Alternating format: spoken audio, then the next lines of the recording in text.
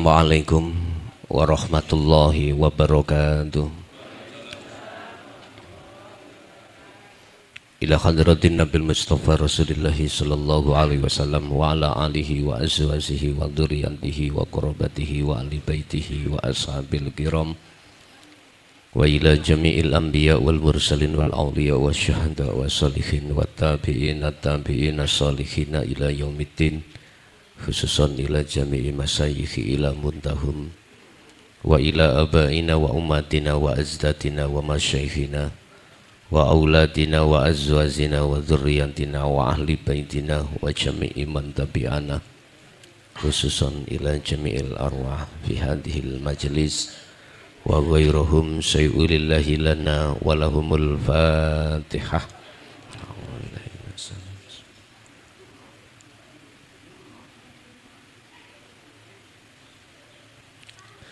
Bismillahirrahmanirrahim. Bismillahi tawakkaltu ala Allah, la khawla wa la quwata illa billahil aliyil azim.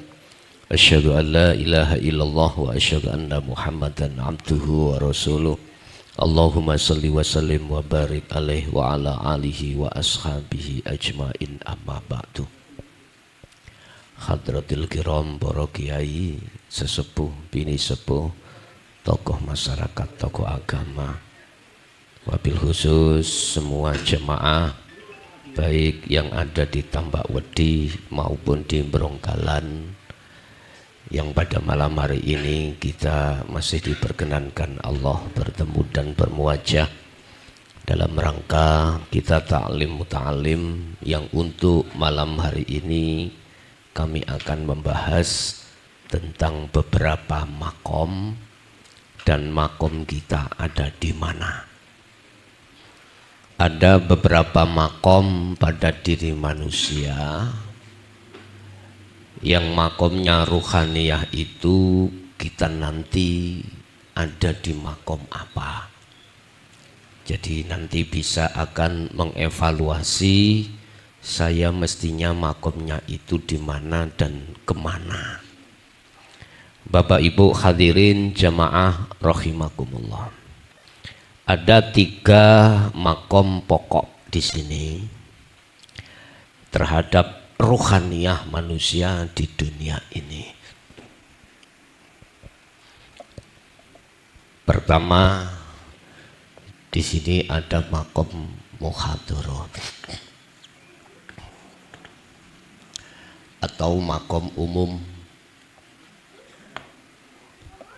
Kita sering sebut makom am.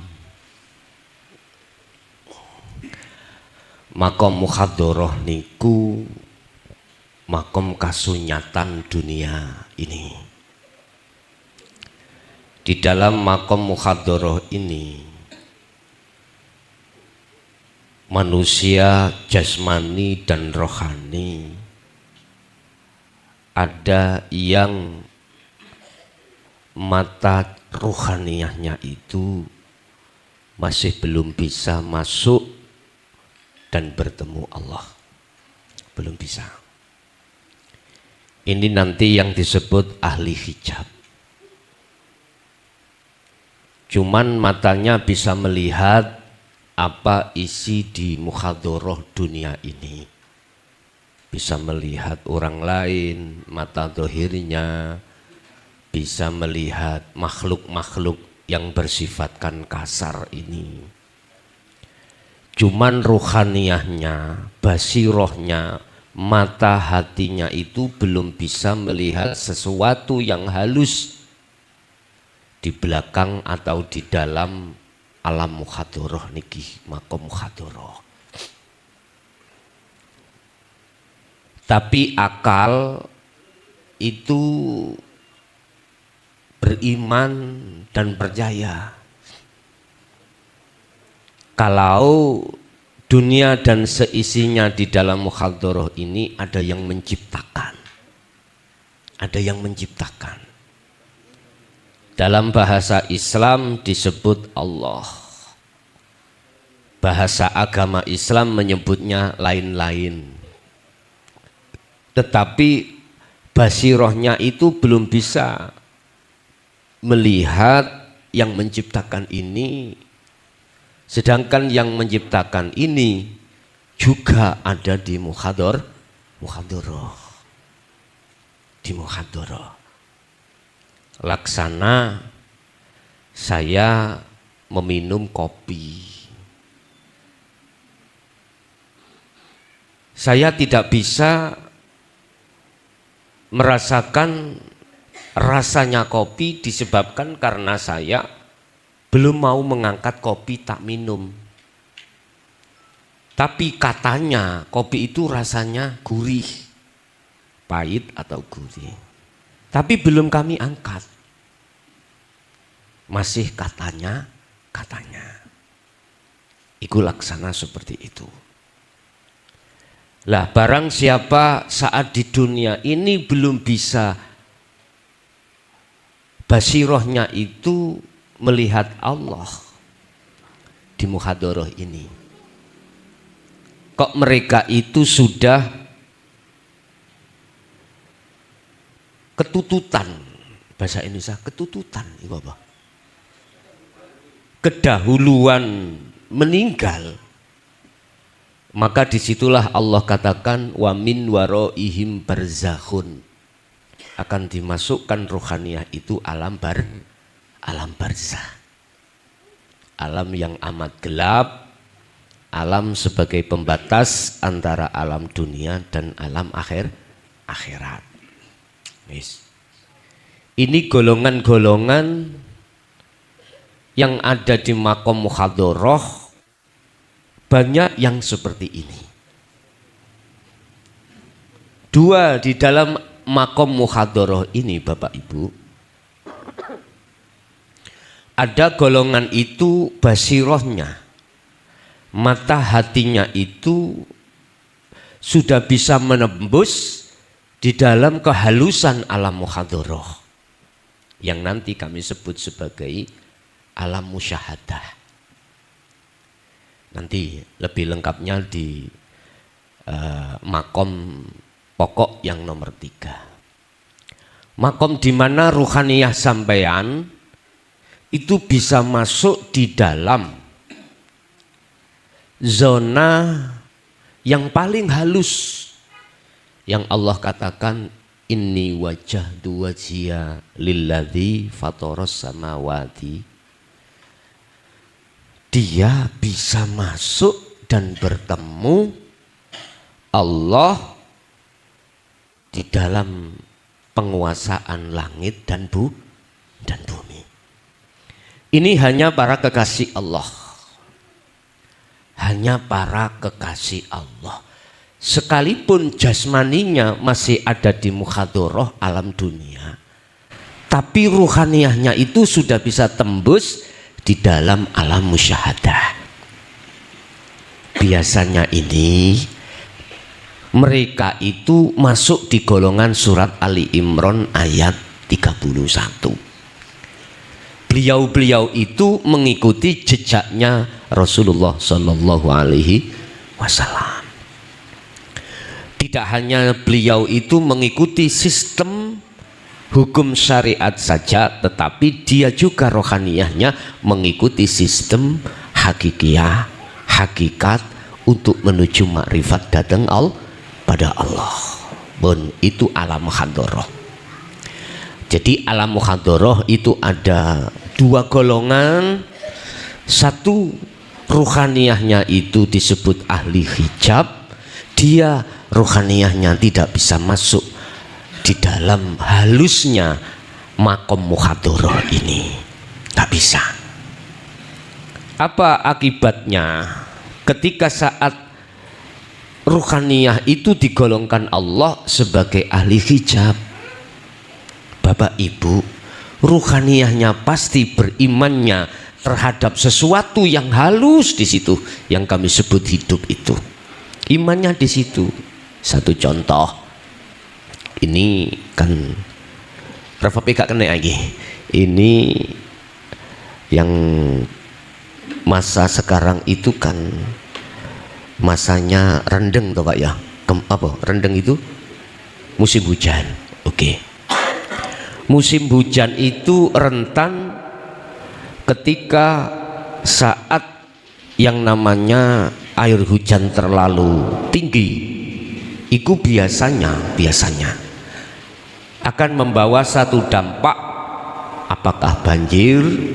Banjir itu akan mengakibatkan sampah-sampah berkeliaran, bahkan akan bisa menjadikan yang namanya erosi, ya, erosi ataupun banjir bandang atau longsor atau jebolnya tanggul.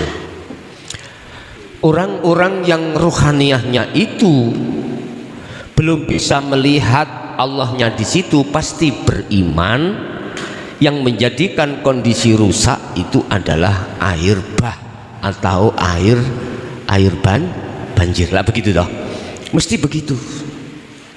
Karena sistem hukum syariat akal itu seperti itu.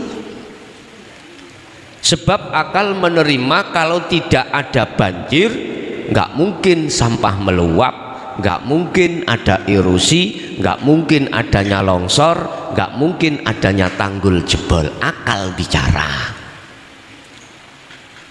Akhirnya iman sampean kali kula ruhani ini, semua itu disebabkan karena air banjir. Aku tanya, air banjir itu makhluk apa kholik loh? Makhluk loh ya, jelas seperti itu. Padahal orang-orang ini satu sisi di dalam keilmuan ada yang hatinya yakin bahwasanya semua apa dunia dan seisinya itu yang menciptakan Allah. Tapi mengapa ketika saat dihadapkan kondisi sikon yang seperti itu, ruhaniyah kita imannya itu tidak terhadap Allah? Itu karena basiroh kita itu masih disebut basiroh yang buta. Orang yang seperti itu ketika saat dihadapkan ajaran untuk membebaskan ruhaniyah dari iman yang diletupkan nafsu dalam dirinya kita sendiri, yang iman itu harus pada selain Allah, nggak percaya Pak. Makanya Allah tuangkan, sesungguhnya orang-orang yang ingkar terhadap iman hanya pada Allah, sawaun alaihim a'anzartahum am lam tundirhum la yu'minun, tetap tidak percaya. Dikasih tahu lewat ajaran Rasulullah ini nggak mau nerima. Ajaran Rasulullah yang gimana? Ajaran yang qad tabayyana rusdu minal ghoi. Ajaran yang mendidik ruhaniyah supaya tidak beriman terhadap makhluk.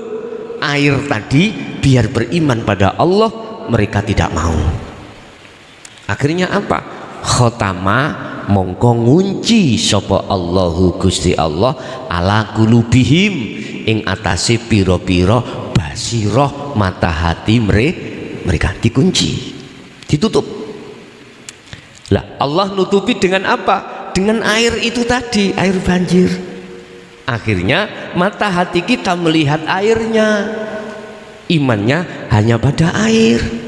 Padahal percaya dan tidak percaya, di dalam dan di luar air itu ada Allah, ada sesuatu yang lembut yang dalam Al-Quran Allah katakan subhana maha suci sopo alladzi hidup, asra yang memperjalankan bi'abdihi terhadap air tersebut. Berarti air jalan, air bisa sampai katanya membuat erosi, membuat tanggul jebol, membuat apa namanya longsor.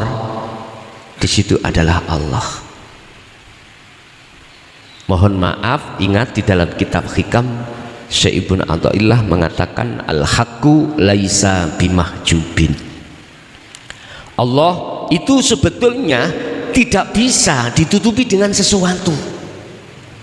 Sebetulnya ruhaniyah sampean kali gulo basirohnya itu nggak ada tutupnya, nggak ada tutupnya pada Allah, nggak ada. Oleh karena kita sebagai hambanya ruhaniyah ini metengkelek, tahu mentengkelek? nggak percaya dengan apa yang dikatakan Allah, maka justru air itu yang menutupi kita. Akhirnya basiroh kita tidak melihat, tidak bisa melihat nyatanya Allah yang berkuasa di situ. Bon, ini golongan yang di muhadharah. Bon. Yang kedua, ada lagi makom yang pokok, yaitu makom mukasyafah atau makomnya ahli karomah. Ahli karomah.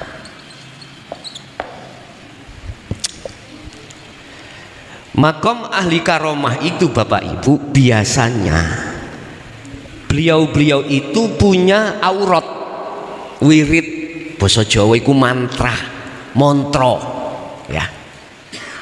Montro yang diriyadhoi, diistiqomahkan, akan memunculkan satu khodam. Khodam itu pembantu. Allah memberikan itu sesuai dengan permintaannya. Apa itu khodamnya? Terserah, jenengan minta monggo. Di dalamnya penuh cahaya. Cahaya itu ada cahaya lampu gini, ada cahaya oncor, umpama ada ayam hilang di mana itu di barongan, tahu di barongan tempat gelap, kita membawa sentolop atau gini ya kelihatan, kita membawa oncor ya kelihatan. Oncor itu api nih lho Pak, api obor ya. Tapi kalau obor itu kena angin mati, kalau sentolop kena angin tidak mati, cuma nek baterainya habis ya mati. Artinya apa? Di situ ada khodam dua, ada khodam minal malaikah, ada khodam minal jin, atau bahasa wong Jawa iku ono ilmu hitam, ono ilmu putih. Podo-podo ngetoknone sama-sama mengeluarkan cahaya, sama-sama bisa mencari ayam yang hilang. Artinya gini Pak, di dalam makom mukasyafah itu, makom kebukanya mata hati sampean terkait gaibnya makhluk. Ini belum nang Allah, belum gaibnya makhluk lewat khobar dari khodam pembantu yang kita dapatkan tadi. Ini sehingga perkara-perkara yang ada di alam mukasyafah, alam kegaib makhluk itu terbuka, sehingga umpama ada tamu teko, niki duit kula niku ilang Pak, nah tergantung jenengan beto oncor apa beto sentol oncore diukak nih, oh iya ning kono kae sing nglakoni dan lain sebagainya. Beto sentolok juga begitu, oh iya ika seneng nggih ngeten iki. Halo pun Pak, ojo pisan-pisan duwe koyok ngono, kula niki korban Pak, aku gak kepingin jenengan dadi korban. Estu. Di dalam makom mukasyafah itu ada dua Pak, ada kasaf suwari, ada kasaf maknawi. Wis nanti penjelasannya kasaf suwari dan maknawi. Yang jelas kita itu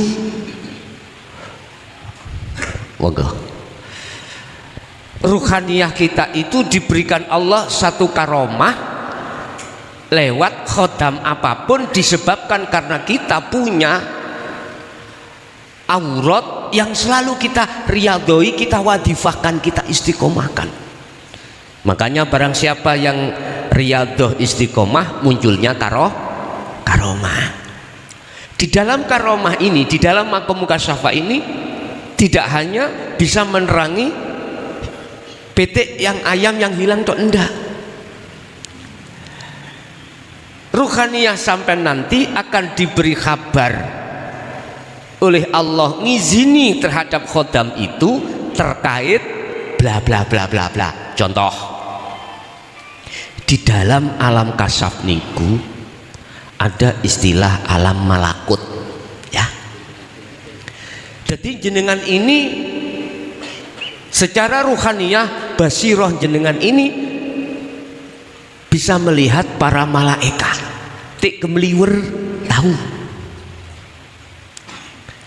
Bahkan di dalamnya ini kita akan ketemu terhadap jin, begebluk dan lain sebagainya di dalam alam jabarut. Sementara orang lain tidak bisa melihat, jenengan bisa melihat. Satu contoh ya. Loh, ning ngarepe balai apa iki? RW iku ada apa itu? Ada pohon napa niku? Ya pohon gitu.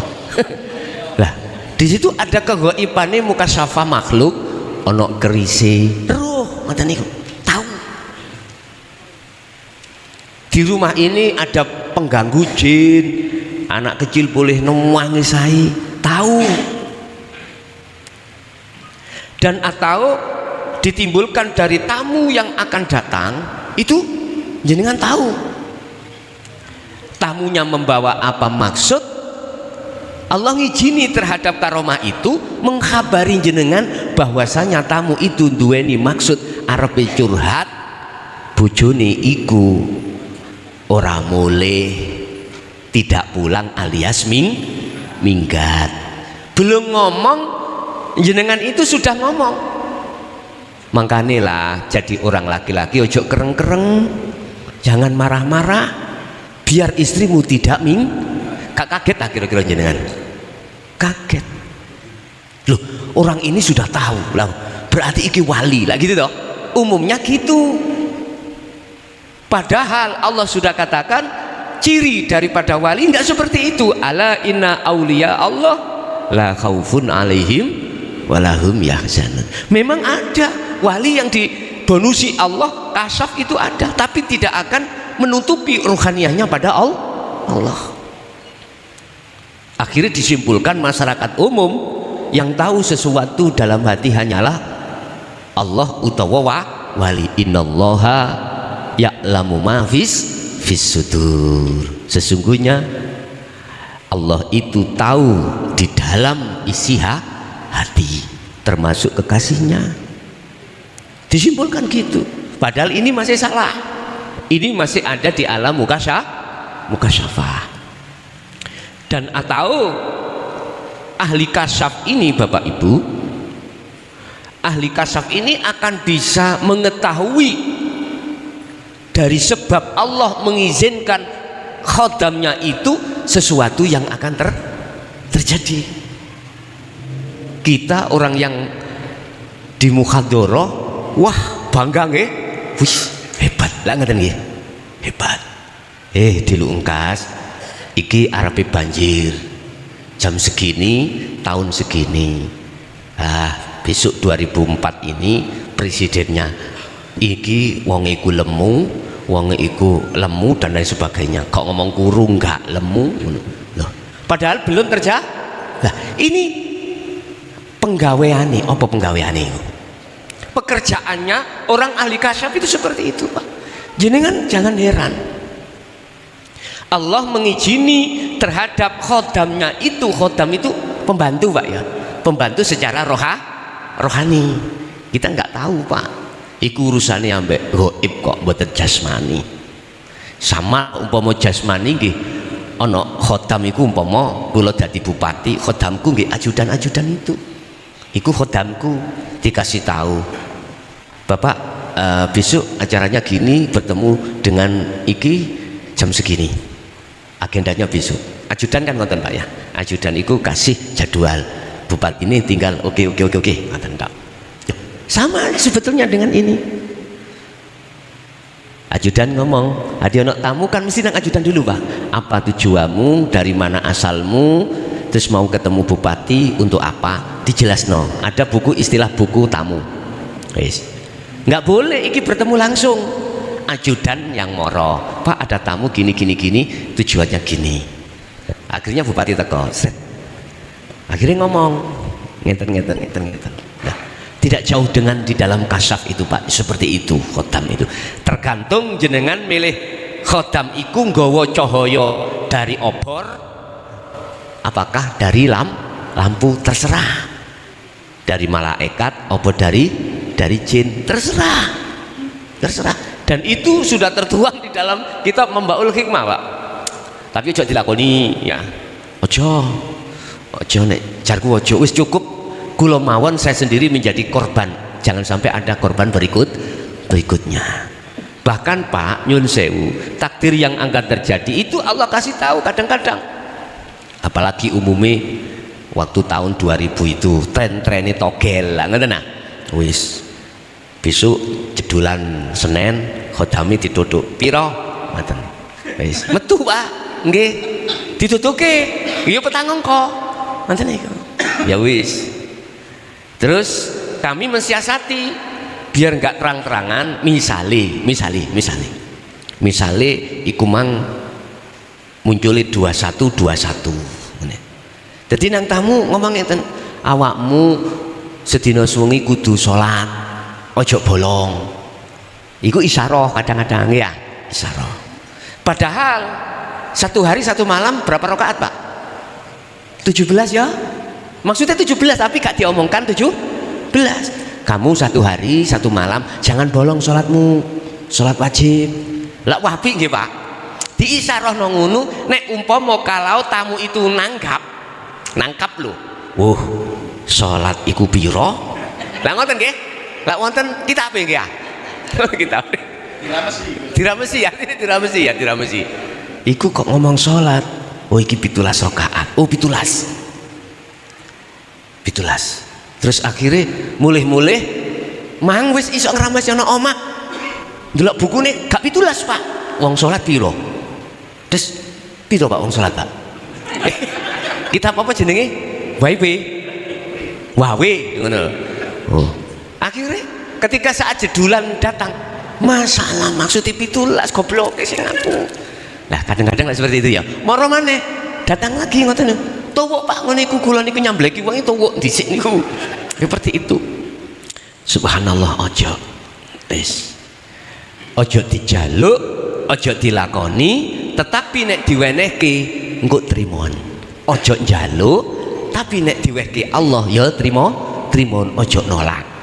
Engko niki kesimpulannya di dalam makom mukasyafah itu ada dua golongan.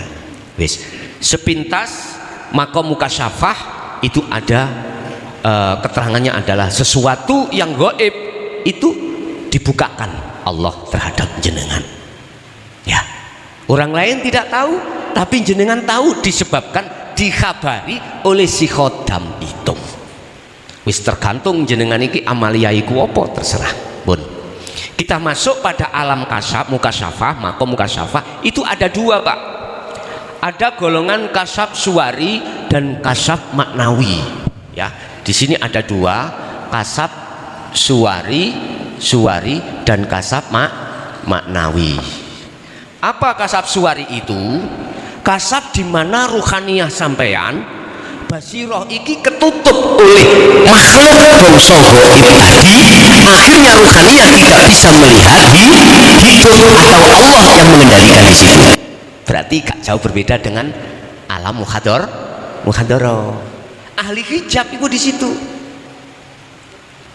Ujung-ujungnya jenengan kali kula muncul sifat riya, takabur, sum'ah, hasud. Akhirnya jenengan iki meres umat Pak, meres umat, dirupiahkan. Jenengan misalkan nyuwun tulung ning kene, aku pingin jadi jabatan camat, biar bupati ngangkat aku menjadi camat. Wes di situ di wefek Pak, semene lho ya, semene nek gak dadi ya semene. Oke, sepakat. Jadi mereka itu atas kasab suwari itu dijadikan sebagai alat untuk mencari duniawiyah. Niki kata Pak ngeten niki. Kata. Gue sing kepingin ngacungo, tapi aku mau tanggung jawab. Ngoten. Udah, iku kasab suwari. Justru makhluk gaib itu nutupi terhadap basiroh kita atas kegaib, atas nyatanya Allah. Akhirnya Allah ya melu gaib. Allah ikut gaib, nggak bisa jenengan melihatnya. Bertemu sampai pada Allah mboten saged, tidak bisa. Udah, itu kasab suwari. Yang kedua adalah kasab maknawi. Kasab di mana adanya makhluk gaib itu tidak bisa menutupi basiroh jenengan terhadap Allah. Kanjeng Nabi punya mukjizat, Pak. Mukjizat itu tidak menutupi beliau terhadap Allah. Kekasih Allah itu ada yang mohon maaf dibonusi Allah, digawani Allah kekasafan. Tetapi kekasafan itu makhluk di dalamnya tidak bisa menutupi ruhaniyahnya ini terhadap Allah. Berarti di dalam alam kasaf itu juga ada alam musyahadah. Bagi siapa? Bagi mereka yang ruhaniyahnya itu sudah condong pada Allah, sudah condong. Siapa yang hatinya sudah condong pada Allah? Itulah mereka. Pertama prosesnya dia itu mengikuti apa ajaran Rasulullah di jalur hakikat menuju makrifat, bisa menerima. Selanjutnya dia itu mengamalkan berbentuk uzlah atau kholwat. Auratnya itu zikir, wiritane itu zikir. Dengan istiqomah baru terbukalah hijab-hijab baik yang ada di muhadharah maupun di mukasyafah. Beliaunya itu hilang. Setelah itu sampailah pada Allah. Itulah makom mukasyafah. Ada golongan kasab maknawi, itu juga kekasih Allah. Cirinya maknawi itu ada pintu yang bisa kemusyahadah, ada pintu kemusyahadah, sehingga ruhaniyah mereka beliau-beliau itu tidak hanya ketika saat sholat saja, tetapi di luar aktivitas sholat ruhaniyah selalu bertemu Allah. Karena syarat dua selalu beliau bawa. Apa itu? Wa man kana yarju liqa'a rabbi falyamal amalan sholihan. Ruhaniyahnya selalu zikir sirul asrar. Cuman orang lain tidak tahu. Kasab suwari pun tidak akan pernah tahu. Walaupun podo kasafe loh Pak ya, nggak bisa menyentuh, melihat golongan kasab maknawi, nggak bisa. Karena terbatas. Kasab suwari itu terbatas, hanya sekitar gaibnya makhluk, nggak bisa tembus melihat orang lain itu ada di kasab maknawi terhadap Allah. Bapak Ibu hadirin jamaah rahimakumullah. Terus selanjutnya pokok makom yang terakhir adalah makom musyahadah, yang ketiga. Musyahadah, makom di mana ruhaniyah ini gaib Allah itu sudah hilang. Yang tadinya Allah itu gaib baik ketika di muhadharah atau mukasyafah itu sudah hilang Pak, gaibnya Allah. Disebut gaib sebabnya itu tidak tahu. Mengapa tidak tahu? Basiroh kita itu buta. Mengapa buta? Tertutup, terhijabi oleh makhluk yang ada di muhadharah ataupun di mukasyafah. Lah terus bisanya saya masuk di musyahadah itu bagaimana? Ini Pak yang penting. Substansi saya mendakwahkan, menyerukan ajaran Rasulullah itu di jalur dinul haq hanya itu. Karena apa? Semua Rasulullah itu hanya satu mean tugasnya. Apa? Surat apa ini? Dicari.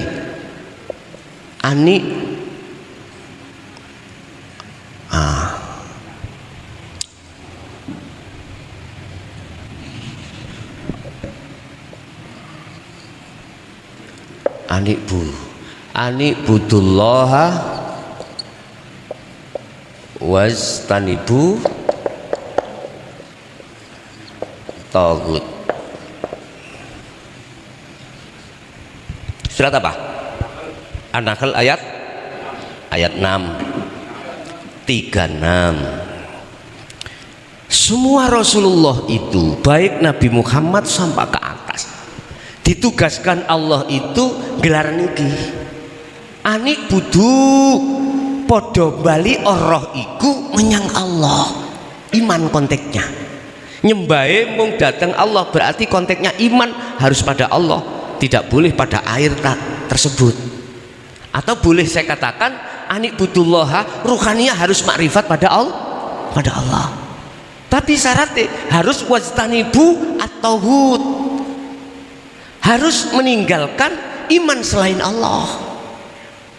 Substansinya itu di situ. Jadi saya menyerukan dinul haq itu ranahnya ruhaniyah sampai itu biar makrifat pada Allah atau lekas kembali pada Allah setelah kita bertahun-tahun ruhaniyah kita itu condongnya terhadap kesenangan dunia. Atau dalam istilah lain, ruhaniyah ini biar berjalan di atas jalan Allah, bukan berjalan di atas jalan yang dipaksa oleh nafsu itu. Apa bedanya jalan Allah dengan jalan nafsu? Kalau jalan nafsu, wa ma ubari'u nafsi innan nafsa la amaratum bisu. Ajaran yang membuat ruhaniyah sampan kali kula, mohon maaf, bersukaria menghadap terhadap kesenangan dunia. Makanya jangan heran di dalam surat Ibrahim ayat 3, wa yastahibbunal hayata dunya alal akhirah. Nafsu itu membuat ruhaniyah sampai iku bercinta terhadap kesenangan dunia. Sebab kalau ruhaniyah sudah masuk di zona situ, otomatis semua apa yang dilakukan orientasinya itu urusan selain Allah. Contoh sholat urusan ganjaran, sholat urusan surga, padahal ganjaran surga itu termasuk makhluk. Kadang-kadang lebih parah maneh, sholat kadang-kadang di dalam hati masih ada tendensi biar diwahkan orang ada seperti itu. Ini makhluk padahal. Nafsu membuat itu, Pak. Ketika saat kita tekun sholat nafsu, yo terus. Tapi ojo marifat karena satu nafsu gitu. Terus awakmu menghadap terhadap makhluk karena pahala, karena surga. Ini sing maksiat terus so maksiat dohirmu enak iku. Wis enak. Wis macam-macam nafsu iku. Pun. Jadi substansinya Rasulullah atau ajaran yang kami serukan itu supaya ruh ini kembali pada Allah setelah bertahun-tahun kita itu berjalan di atas jalannya nafsu kembali. Nah, pengajaran tentang ajaran seperti ini tidak mungkin disampaikan di syariat karena tempatnya beda, kelasnya dewe, kelasnya nggak sama. Harus kita naik mencari di jalur hakikat baru ketemu. Padahal Pak Ibu mohon maaf, ning Jawa iki ndile iku pertama yang diajarkan adalah ilmu sejati, ilmu tentang ruhaniyah, ilmu tentang bagaimana cara mengesahkan Allah. Berhubung para waline Allah dulu itu melihat masyarakat Jawa itu nggak bisa bangsa Arab, bahasa Arab Quran gak iso, akhirnya dijawakan, akhirnya terkenal ilmu kejawen, nggak ngerti dah? Tapi itu mendidik budi luhur, akhirnya pelan-pelan syariatnya ditekakno, pelan-pelan, akhirnya apa yang terjadi? Tahu tures, tertindas. Karena apa? Karena mereka-mereka yang mengerti ilmu syariah belum mengerti ilmu hakikat, pandang sudutnya itu beda sudah.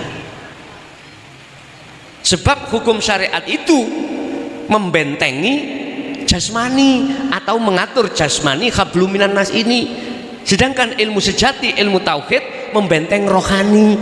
Akhirnya beda pandangan, gelut Pak, berhubung kalah bolok, singitan. Lah ngono to? Apa singitan bahasa Indonesia? Sembunyi. Mengeluarkan ajaran itu sembunyi-sembunyi. Sebab ketika muncul titik seperti ikan lele, ditutup mlebu maneh, munggah ditutup mlebu maneh. Nah ini.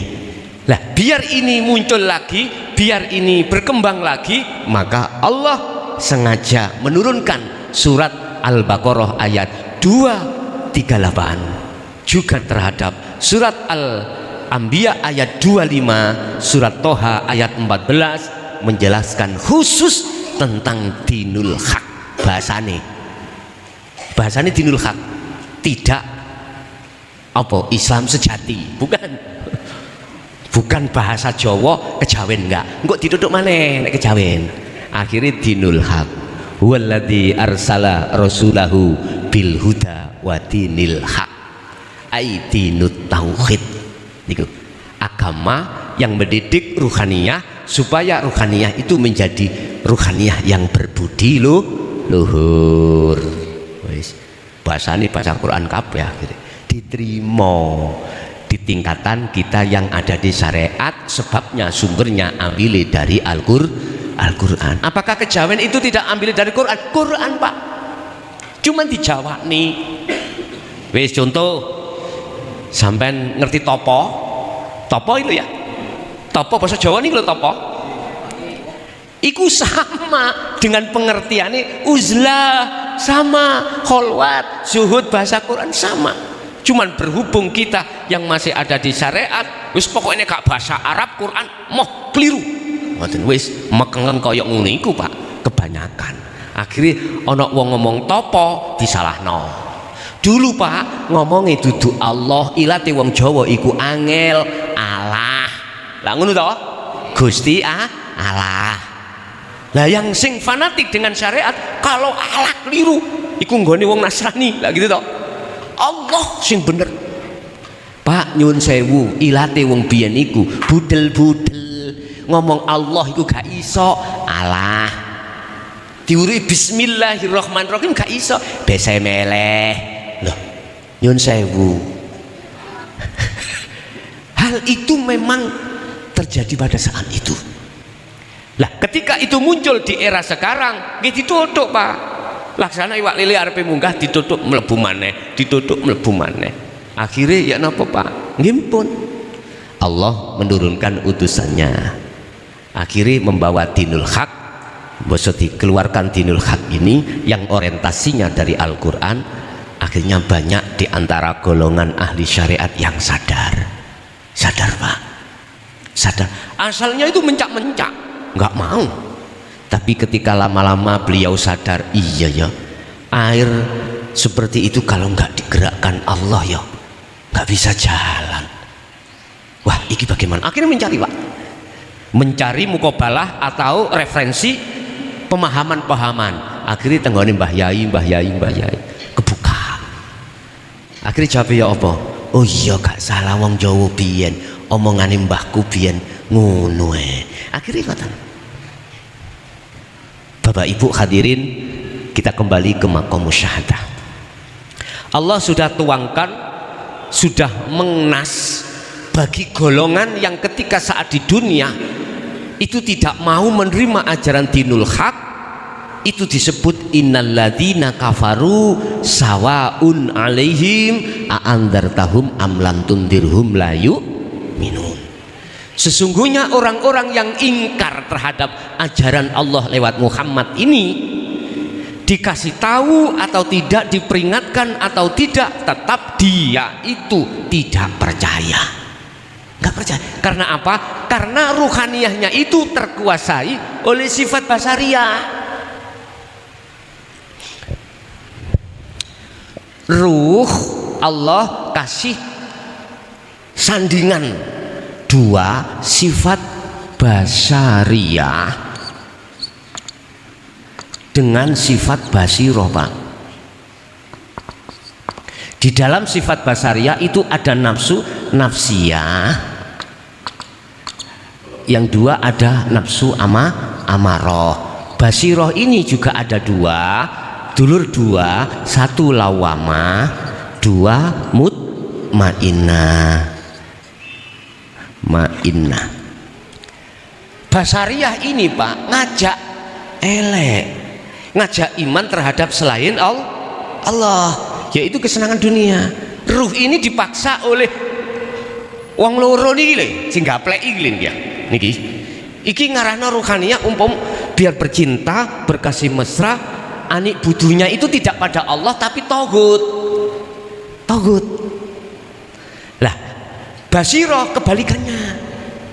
Mengajak ruhaniyah ini untuk berjalan di atas jalan Allah. Di atas jalan Allah. Berarti ruhaniyah ini disuruh untuk menyembah Allah dan meninggalkan selain Allah. Ruhaniyah.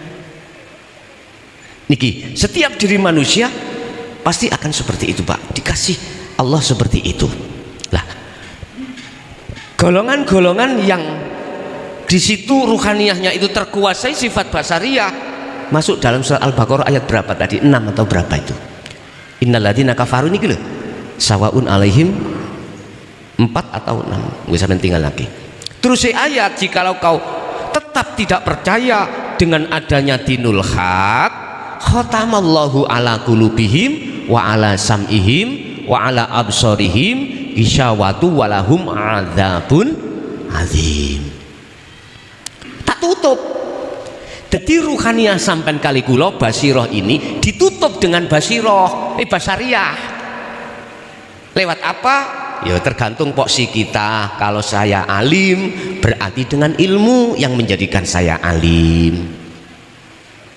Lewat kekayaan, dengan kekayaan itu menutup pada hatiku terhadap Allah. Tergantung poksi kita lewat mana.